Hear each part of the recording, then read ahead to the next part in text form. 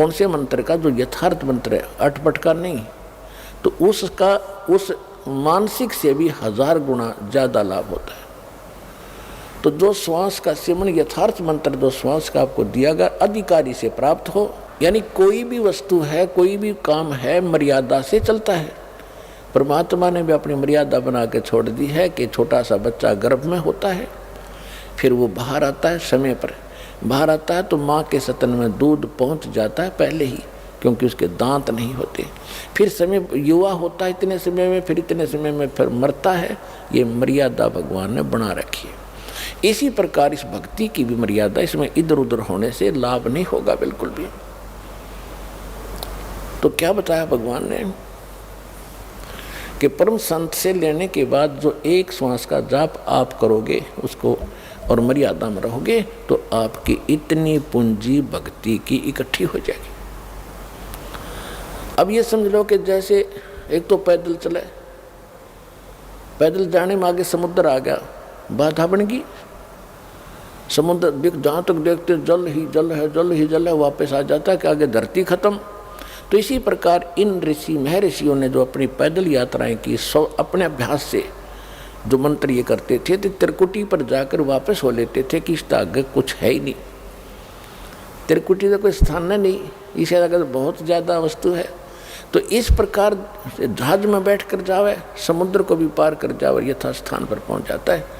तो इस प्रकार ये साधना जो दास आपको देगा, ये ऐसी साधना है, ऐसा ये यान बन जाएगा, इन सब के ऊपर के पार करता हुआ सतलोक आपको जा छोड़ेगा।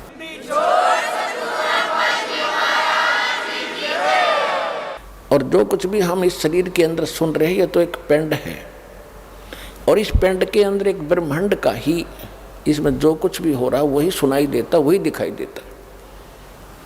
जो इसके अंदर हमें धुन सुनती हैं, जैसे विशेषकर राधा स्वामी वाले तो इसी पर जोर दे रखा है कि अंदर कान दाब करके देखो, देखो अंदर घंटियाँ बज रही हैं, इसमें मुरली की आवाज़ आती है, बांसुरी की आती है, वो सुनते हैं, नगाड़े बज रहे हैं, बादल की गर्जना सुन रही है। ये तो इस एक ब्रह्मांड काल का ही साजबाज है। ये इससे बाहर है, वो ऊपर सतलोक से वो अलग आती है वो धुन, और केवल उसी को सुनेगी वो धुन जो सतनाम और सार नाम का जाप करेगा।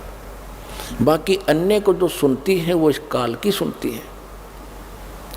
इस शरीर के अंदर जो भी सुन रही काल की ही सुन रही है, और वो परमात्मा की धुन इनसे हटकर होगी। लेकिन उस धुन के सुनने से कोई प्रयोजन सिद्ध नहीं होगा आपका। आपका सिद्ध होगा मंत्र जाप करके, जो दास कहे ऐसे करते रहो। यहाँ से आप स्वयं नहीं जा सकते। इस भक्ति की कमाई जब आपकी हो जाएगी तभी आपको यहाँ से ले जाया जाएगा।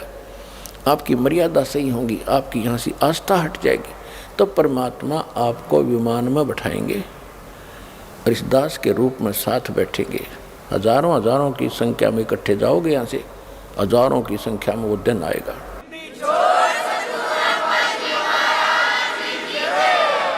और ऐसे जाओगे जैसे कहीं घूमने फिरने जा रहे हैं, गुरुजी साथ हैं, सत्संग करने जा रहे होंगे, वहाँ सतलोक में जाकर पता लगा तुमने कि हम तो यहाँ आ गए। भाई नीचे ये कवर पड़ा रहेगा, ये कवर जो आज हमने कितना प्यारा लगता है। वैसे तो ये बहुमूल्य है, क्योंकि मनुष्य जीवन आसानी से नहीं मिलता। लेकिन मनुष्य जीवन प्राप्त करके भक्ति नहीं की तो क्या प्राप्त हुआ? ऐसा पशु का, ऐसा मनुष्य का। तो इस मनुष्य शरीर को तो ऐसा समझना, भक्ति करने के बाद इससे हमारा प्रयोजन पूरा हो गया। जैसे अंडे में बच्चा बनता है और बच्चा बनने के बाद बच्चा उड़ जाता है और कवर पड़ा रहता है, तो मूल वस्तु जो बनानी थी वो बच्चा बनना था उस अंडे में। उस अंडे बिना बन नहीं सके था, अंडे के कवर बिना। तो ये तो एक अंडे का कवर है जो अपना है। इसके अंदर ओरिजिनल इस ताकत से, भक्ति से, जैसे पक्षी को, अंडे को मादा पक्षी ऊपर बैठकर उसको ऐसी हीट देती है, अपनी ताकत देती है, जिससे वो बच्चा बन जाता है। और बच्चा बनने के बाद वो फूट जाता है और वो उड़ जाता, कवर पड़ा रहेगा। तो ये दास समझो, माता समझो, और आप इस शरीर रूपी कवर में बच्चे समझो। इसमें ऐसी भक्ति, ऐसा ज्ञान, ऐसी शक्ति दे देकर आपकी भक्ति इतनी चार्ज हो जाएगी सूक्ष्म शरीर के अंदर चलते समय ये ऊपर का कवर अंडे का पड़ा रहेगा और वो असली वस्तु सतलोक पहुंच जाएगी, जो इसका प्रयोजन था।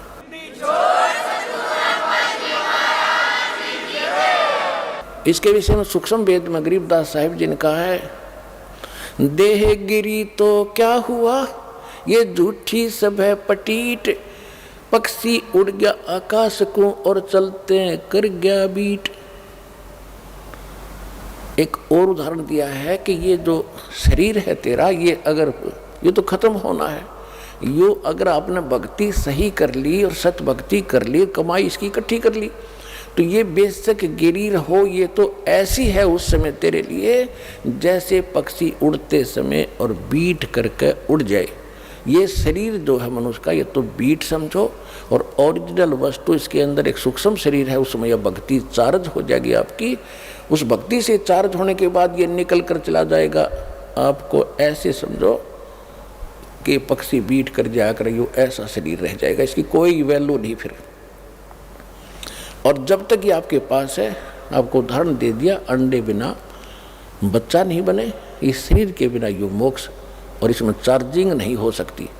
और जब हमारा काम पूरा हो गया तो ये शरीर छूटेगा, तो छोड़ना पड़ेगा। जब बच्चा अंडे में ना निकलेगा तो अंडे में मरी जाएगा, तो ख़त्म हो जाएगा। इससे निकलेंगे, फिर ऐसे नहीं निकलेंगे जैसे पहले तो इसको मार पीट कर निकालते हैं यम के दूत।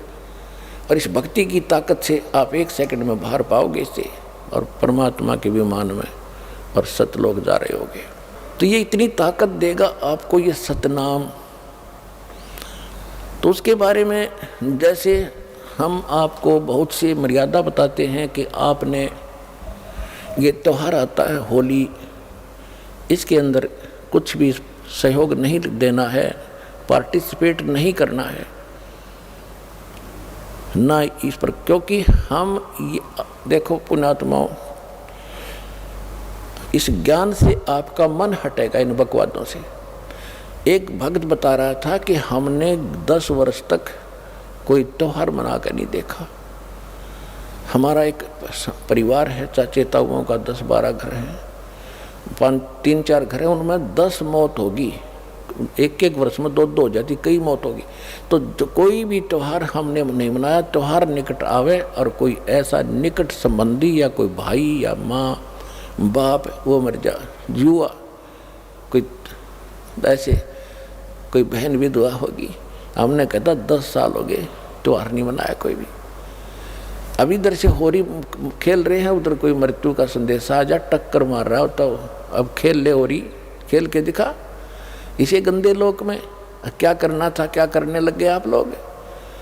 तो गरीबदास साहिब जी के पास गांव के लोग आए कि आओ महाराज होली खेल लेंगे।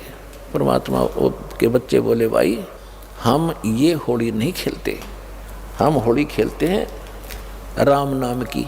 राम नाम की होली जो खेलता उसको कभी हानि नहीं होती, दुख नहीं होता। और राम नाम की होली भी तभी खेली जाएगी जब हमारे पास राम का नाम सही होगा। तो राम नाम कौन सा है सही? गरीबदास जी तो क्लियर कर रखा है, राम नाम जप कर थर होई, ओम सोहम मंत्र दोई, यू है राम का नाम। तो उसके बारे में क्या बताते हैं, सतनाम पालड़ रंग होरी हो। यानी ग्रंथ में गरीबदास जी की वाणी में तो वो अक्षर न्यारे न्यारे लिखे हैं, लेकिन मैं बार बार नहीं बताऊंगा।